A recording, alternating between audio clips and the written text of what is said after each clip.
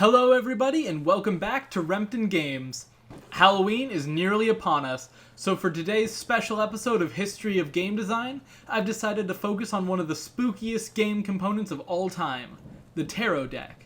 This deck is widely considered to have associations with magic and the occult, and many believe that by carefully arranging and interpreting arrangements of these cards, they can be used to see the future. In today's History of Game Design, I'm going back to the origins of these mysterious and mystical cards to find out where they came from, how they evolved along the way, and whether the rumors of magical power really do hold any truth.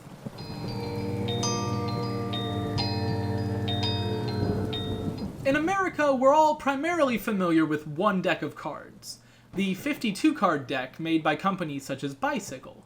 This deck has numbered cards ranging from 1 to 10, and 3 face cards, jacks, queens, and kings. This deck also has 4 suits. Spades and clubs are black, while hearts and diamonds are red. This deck is probably what you think of when you simply hear the words playing cards, and is used to play games such as poker, crazy eights, and go fish. However, you may be surprised to learn that this deck of cards is only one of many different types used around the world. The deck I've been talking about is the French deck, and while it may be the most widespread form of playing cards, it's far from the only one. For example, the German deck has suits of acorns, leaves, bells, and hearts, and only has 32 cards because they don't include the numbers between 2 and 6. At its core, the tarot deck is really no different. It's simply a different way of assigning the suits and values of a deck of playing cards. Like many other decks, the tarot deck has 4 suits. While there's some variation among these suits, they commonly are wands, swords, cups, and coins. The wand can sometimes be replaced with clubs or batons, and the coin are occasionally replaced with stars. Each of these suits has 10 numbered cards and 4 face cards. These face cards also have some variation among them. Sometimes they're knaves, knights, queens, and kings, other times they're daughter and son, mother and father. The main thing that sets the tarot deck apart from other decks of cards is that it has a dedicated set of trump cards that stand above all the other cards. There are 21 of these cards, and instead of a suit, they all have individual names and numbers. These range from number 1, the Magician, to number 21, the World. There's also one additional card, the Fool, that usually has its own special rules in tarot games. The Fool is not part of the trumps, but many occult decks do lump it together with them and give it the number 0. Decks that resemble modern playing cards can be found in Europe dating back to the late 1300s. These decks are believed to have been brought there from an area in Egypt known as Mamluk.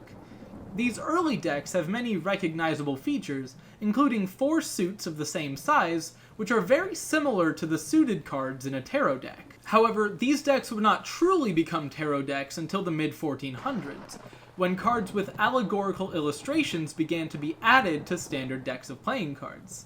These additional cards were known as triomphi, which means triumph, and which evolved into the English word trumps. In the early days, these decks would have been hand-painted and extremely rare, and no complete sets of these early decks have been found.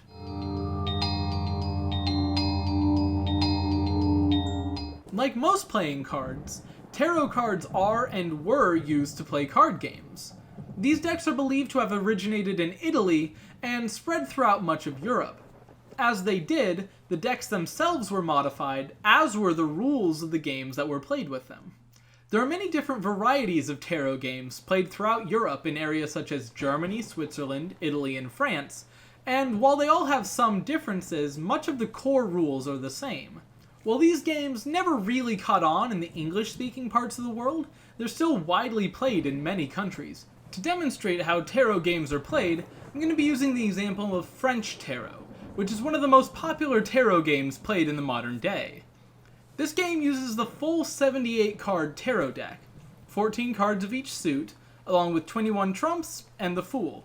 Like most tarot games, French tarot is what's known as a trick-taking game, where the goal is to win a certain number of points by winning a series of rounds known as tricks, usually by playing a higher valued card than the rest of the players. This game is usually played with 4 players, each of them dealt 18 cards. There's also a fifth pile of cards called the dog pile, which consists of 6 cards. Once players have their hands, the game enters the bidding phase. During this phase, players will look at their hands and evaluate how confident they are. They'll then make a series of bids, each bid representing a degree of confidence in their hands. The player who wins the bid is considered to be the taker. Their goal is to win enough points in the following round to complete their contract. All the other players are the defense, and their goal is to prevent the taker from achieving their goals. What happens to the dog pile depends on what kind of bid the taker made. If the taker made a push bid, they're allowed to add the dog pile to their hand, and then add 6 cards from their hand to their scoring pile. This type of bid shows the lowest degree of confidence. Other types of bids could have the taker blindly adding the dog pile to their scoring pile, or, if they're really confident in their hands, even potentially add the dog pile to the opponent's scoring pile. Players take turns leading the trick, and whoever currently leads the trick will start by playing a card on the board. All the other players are expected to follow suit by playing a card of the same suit. If they cannot, they are allowed to play a trump card instead. After everyone has played a card, whoever played the highest valued card of the leading suit, or the highest trump, wins the trick and adds those cards to their scoring pile. Once all of the hands have been played, players count up the total number of points they have won. Each card is assigned an individual point value. Kings are assigned 4.5 points, queens 3.5, knights 2.5, and jacks 1.5. All other cards are assigned 1/2 point. The exception is a group of 3 special cards called the honors.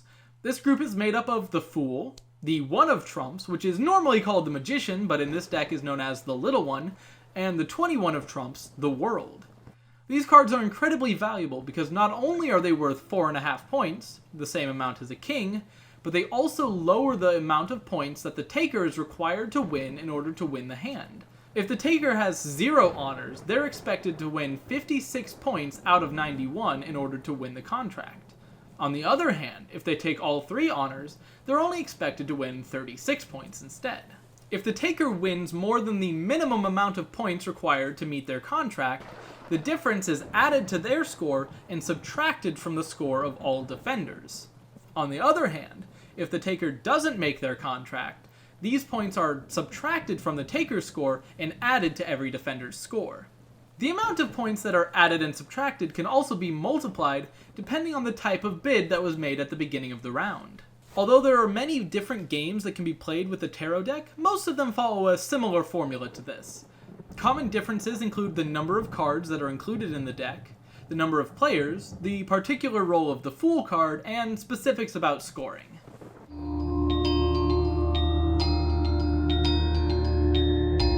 So far, I've mostly been discussing tarot cards as a game component, but in many places around the world, including the United States, these cards are much better known for their association with the occult. While this topic is large enough for several videos on its own, and you can definitely let me know in the comments down below if you'd like me to dig into it further, because this is a history of game design, I mostly am going to be looking at where this association with mysticism came from, and how it has evolved into the modern day. Almost from their earliest invention, card games were considered to be immoral by some, usually due to their association with gambling and games of chance. Tarot cards were definitely included among these, and sermons speaking out against the dangers of card games can be found throughout the 16th and 17th centuries. However, these sermons usually did not focus on tarot cards in particular, and usually didn't focus on them as tools of mysticism or spiritualism. The use of playing cards for fortune-telling, known as Cartomancy, has references dating as far back as the 1400s and was certainly very widespread by the mid-1700s. While the use of card games to tell the future may seem like a bit of a leap, it's actually quite a natural step. Throughout human history, nearly anything that had an element of repeatable randomness, from dice to butchered animals, was used as a form of fortune-telling. Playing cards would be quite naturally suited for this, as the different suits, numbers, and face cards would make it really easy to assign specific meanings to each specific card, and the shuffling of the deck would provide a natural form of randomness. Surprisingly, the first cards used for Cartomancy were not the tarot deck, but the traditional French deck. The use of tarot cards for Cartomancy doesn't date back until the 1780s, many decades or even centuries later than the French deck. In fact, among many non-English speaking countries, the traditional playing card deck was the most commonly used for cartomancy up until the mid-20th century.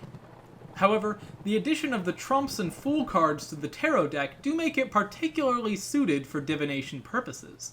While it's easy to assign specific meanings to the traditional playing card deck, the addition of trump cards such as the Hanged Man, the Wheel of Fortune, and Judgment are so evocative that it's almost hard not to assign meaning to them. The first record of someone trying to assign specific spiritual meanings to these cards goes back to a French clergyman named Antoine Coeur de Gebelin in 1781. He was the first to create a link between tarot cards and Egyptian mythology for, as far as I can tell, no particular reason other than the fact that these cards were so compelling to him that he believed they must have some sort of a higher purpose. He began to associate specific cards with mythological figures such as Isis and Osiris, and even went so far as to claim that the word tarot was derived from an ancient Egyptian word meaning the royal road of life, a claim that future Egyptologists were able to find no evidence of. Despite the lack of evidence behind his claims, Coeur de Gebelin's work is still very influential among tarot divination today. Later authors would build upon his work, even going so far as to claim that the tarot deck itself is the Book of Thoth, a mythological book supposedly written by Thoth, the Egyptian god of wisdom. Only a few short years later, in 1781, Jean-Baptiste Alliette would be the first one to create specific meanings for tarot cards in the context of divination, as well as create the first tarot society and the first tarot deck specifically for divination purposes. In addition to discussing the Book of Thoth, Alliette was responsible for creating a number of other theories surrounding the tarot deck, such as the belief that it describes the creation of the universe, and that the very first tarot deck was printed on leaves made of gold. Later authors would come up with even further theories for the origins and meanings of these cards. Eliphas Levi, in the early to mid-1800s, came up with several theories, including that the tarot deck is older than Moses. He created connections between the 10 numbered cards and the Sephirot in Jewish Kabbalah, and even created connections between the 4 suits in the tarot deck and the 4-letter name of God. These days, there are an endless number of mystical theories surrounding the origins and purpose of the tarot deck, but in many of them the interpretations are still the same. One particularly common interpretation of the tarot deck in modern times, specifically the Major Arcana, which is made up of the trump cards and the Fool, is known as the Fool's Journey. According to this interpretation, the entire Major Arcana is the story of the Fool, who represents the everyman, as he makes his way towards enlightenment, which is represented by the world. All the other cards represent characters or events that occur to the Fool along the way. If you enjoyed this video, please give it a like and subscribe for more videos every couple of weeks. If you want to see more, check out my other videos, like my last 2 where I take all of the dungeons from Ocarina of Time and rank them. I also have over 100 articles on the Rempton Games blog, which you can check out in the description down below. And join me next time where I'll be looking at the importance of designing strong choices in games. Until then, thank you so much for watching, and I'll see y'all next time.